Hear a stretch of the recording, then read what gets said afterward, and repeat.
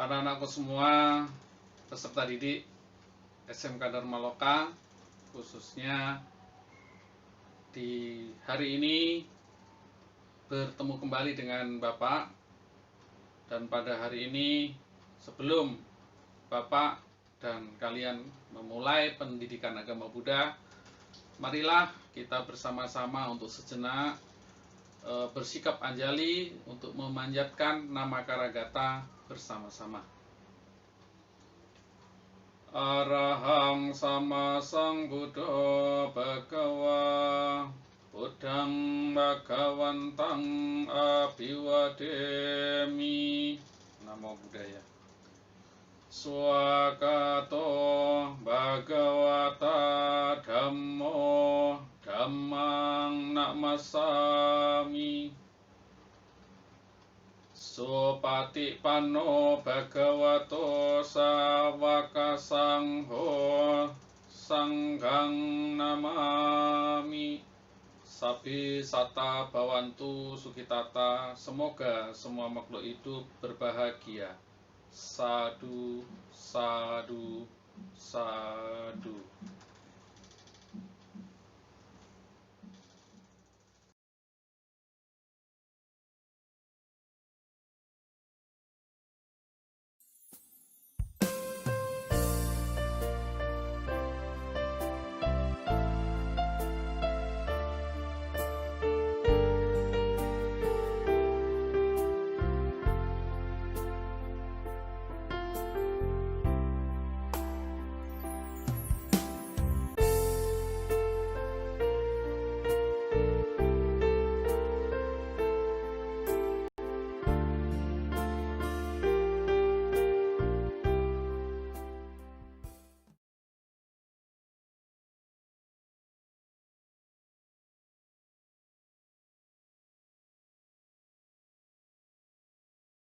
Halo anak-anakku semua, kita masuk ke materi selanjutnya. Ayo semangat disimak.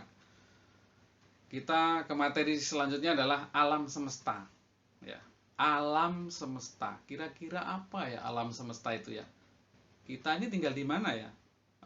Kita ternyata tinggal di alam semesta juga. Nah, masa kita tidak ngerti alam semesta? Kita udah dari bayi sampai sekarang ini tinggal di alam semesta. Nah, alam semesta adalah seluruh ruangan yang ada di sini, yang di dalamnya ini terdapat kehidupan biotik dan abiotik. Nah, kehidupan biotik dan abiotik. Pak, kok bahasanya kayak di biologi? Nah, kita memang mempelajari alam semesta. Biologi juga mempelajari seperti itu. Ya, biotik itu adalah isi ruangan lingkupan kehidupan kini yang hidup. Seperti manusia, seperti hewan, dan lain sebagainya. Kemudian lingkungan abiotik adalah lingkungan yang ada di sekitar kita yang tidak hidup. Batu, sungai, ya. Misalnya ada bebatuan di sungai itu juga nggak hidup. Kok ngalir itu kan Pak? Nah, ngalir itu bukan berarti hidup karena nggak punya nyawa, ya. Tapi itu termasuk bagian dari abiotik, yaitu lingkungan kita yang ada di sekeliling kita tetapi dia tidak memiliki kehidupan seperti makhluk hidup. Nah, kalau yang biotik tadi adalah yang memiliki kehidupan seperti kita ini, manusia, yaitu disebut biotik. Jelas ya anak-anakku semua ya?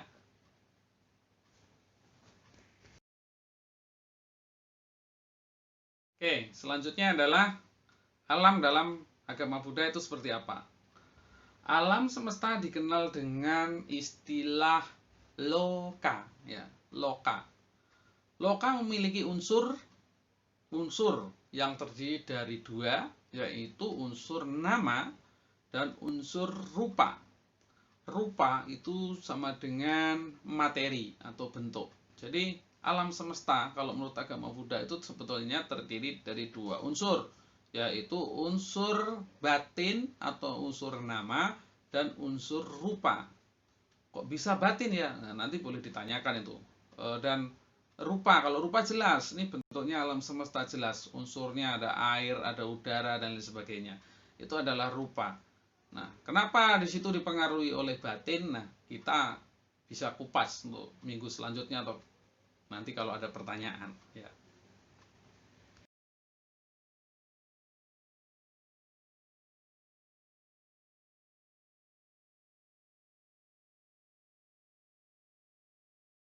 Kita akan bahas mengenai daripada unsur-unsur batin atau nama. Ya, unsur batin atau nama itu dalam agama Buddha ada 4. Ya, ada 4. Yang pertama adalah sanya. Apa itu sanya? Pencerapan. Apa itu pencerapan? Saya nggak ngerti, Pak. Nggak usah takut. Ya, pencerapan ini membahas kita sebetulnya. Kita kan udah sering melakukan, tapi kita nggak ngerti. Ya, pencerapan itu sungguhnya adalah indera yang kita miliki, misalnya indera mata melihat objek, misalnya handphone. Saat mata melihat handphone, maka itu namanya kontak, ya, atau pencerapan atau sanya. Kemudian yang kedua adalah wedana. Bagian daripada batin adalah wedana. Wedana itu apa? Wedana adalah perasaan. Ini yang sering salah. Terkadang orang tuh kalau lagi sakit, katanya sakitnya tuh di sini, ya, bukan perasaannya yang sakit tuh katanya di sini. Ya, kalau ada penyanyi-nyanyi sakitnya di sini. Tetapi sesungguhnya perasaan itu bukan di sini, tetapi perasaan atau wedana itu sungguhnya adalah di sini, yaitu bagian daripada batin. Ketika indera mata melihat objek, misalnya melihat handphone, baca WA, beritanya tadi menyedihkan, ya senang, menderita. Kalau sedih kan nggak ada yang sedih itu ketawa-ketawa. Pasti kalau sedih menjadi murung dan lain sebagainya. Kemudian melihat WA, beritanya, kita diajak makan siang nih, misalnya, ya. Jadi perasaan kita menjadi senang, kita ditraktir hari ini makan siang, muncul perasaan bahagia, ya, senang. Nah, setelah muncul perasaan, maka akan muncul yang namanya sankara. Sankara itu adalah bentuk-bentuk pikiran. Ketika pikiran kita mencerap, muncul perasaan kita senang, misalnya tadi kita diajak makan, kemudian kita muncul bentuk-bentuk pikiran, kok ada apa nih ya? Kok kita diajak makan si A ya? Oh, mungkin dia ulang tahun ya? Oh, atau mungkin dia baru beli sesuatu nih ya? Atau syukuran apa ya? Jadi bentuk-bentuk pikiran kita ini banyak gitu ya, berubah-ubah, beda, banyak ya. Nah, kemudian setelah itu muncul bentuk-bentuk pikiran, yang keempat bagian daripada batin adalah kesadaran atau winyana. Ketika kita bahagia, sadar sekali. Wah, senang, makanya lahap dan sebagainya. Kesadarannya kuat. Melihat WA yang menggembirakan menjadi senang dan bahagia. Itu kesadarannya kuat. Sehingga nanti tidur, nanti malam mimpi diajak makan lagi sama kawannya. Nah, itu berarti kesadarannya kuat. Jadi ada 4 tadi ya, yaitu ada pencerapan, kemudian ada perasaan, kemudian ada bentuk-bentuk pikiran, dan kemudian adalah kesadaran. Ini semua adalah bagian batin. Ayo, mengerti kan? Nah, itulah 4 bagian daripada batin atau winyana kita.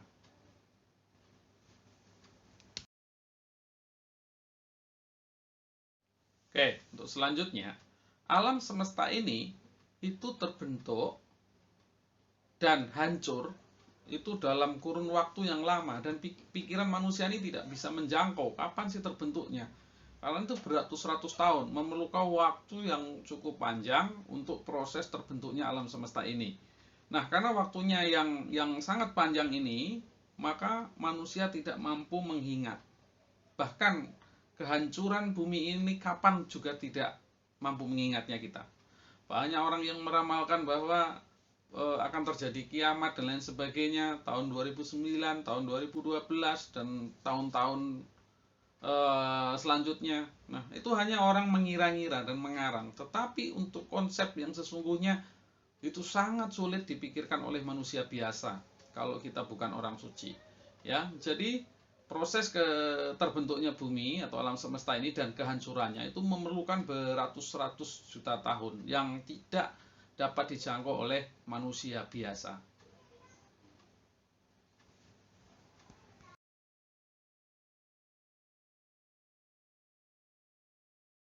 Dalam pandangan agama Buddha, sistem dunia dalam pandangan agama Buddha ada dua sistem, yaitu single world system atau sistem dunia tunggal. Kemudian ada yang kedua adalah multiple world system, bahwa sistem dunia ini beragam. Itu yang ada dalam agama. Ada dua sistem yang telah dijangkau dalam mata batin oleh guru Buddha.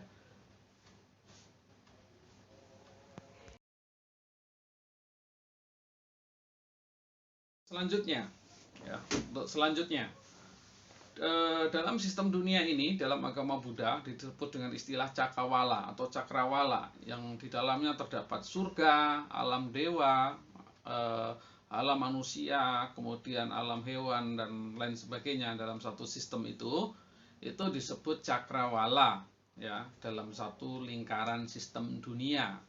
Kemudian di dalam satu sistem dunia itu ada 6 gunung yang mengelilingi cakrawala yang saling berhubungan.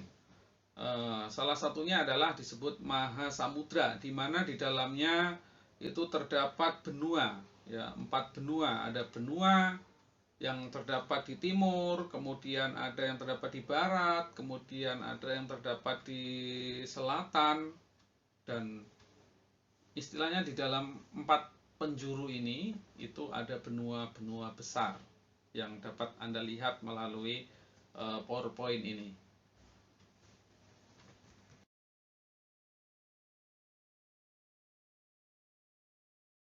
Selanjutnya adalah sistem dunia yang beragam atau multiple world system.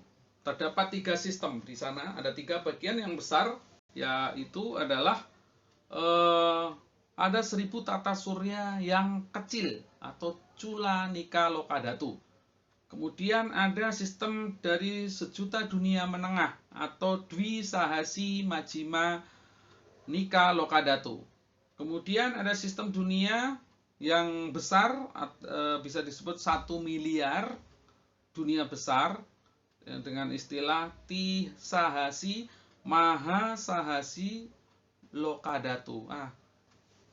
Panjang kali Pak bahasa Palinya, tapi nggak usah takut, ya itulah memang istilahnya dalam agama Buddha. Jadi ada 3 bagian, ada kelompok sistem tata surya kecil, menengah, kemudian yang beragam atau besar, ya.